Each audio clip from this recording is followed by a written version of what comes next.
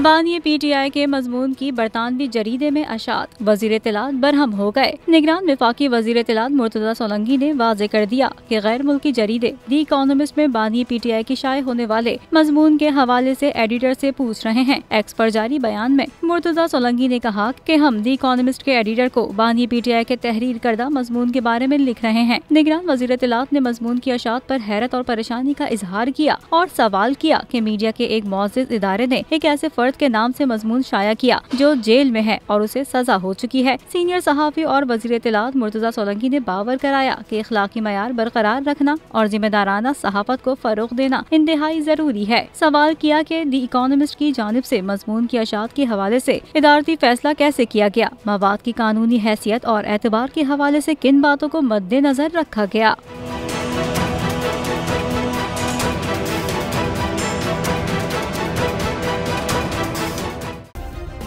Subscribe करें और bell दबाएं ताकि कोई खबर रह न जाए।